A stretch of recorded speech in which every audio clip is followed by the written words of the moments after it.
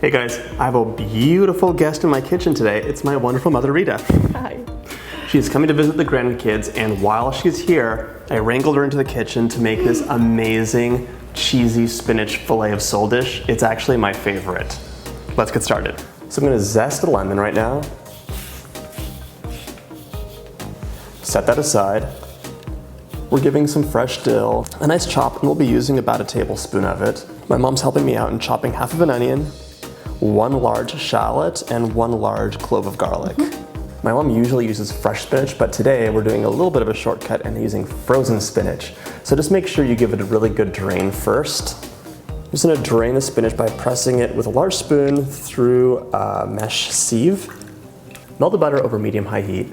Add in your onion, garlic, shallot mixture and sweat it out for 10 minutes or so. Make sure you stir, flip, shake it all around so nothing burns. Until it's golden brown. We're gonna add in a little bit of salt and pepper as well. And then after that's done, we're gonna start our sauce. The sauce is basically a roux. So we're gonna melt some butter, whisk in the all-purpose flour, let it cook for a minute or two so the flour taste goes away, season with some salt and pepper.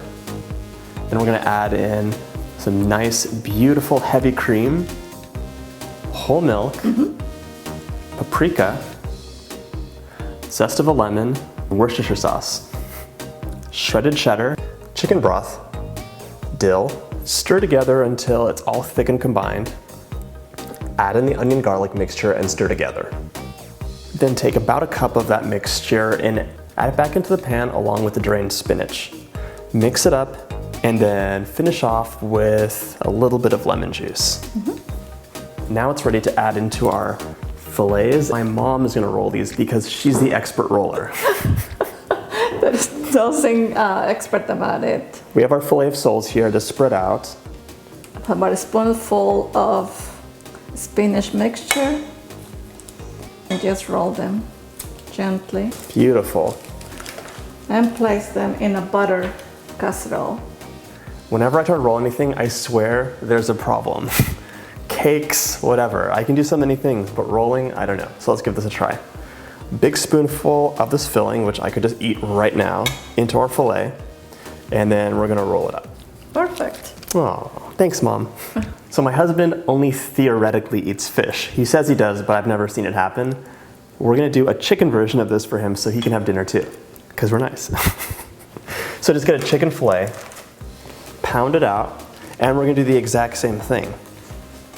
Fish will cook really fast. How fast does it happen? Probably 20 minutes or less. Okay, and then the chicken, I think we'll need a little bit more time. So we're gonna bake it separately.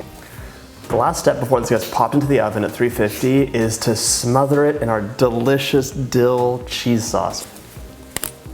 So cover up those fillets. It'll really keep them nice and moist too during baking so they don't dry out. We didn't forget my husband. Here's his chicken roll.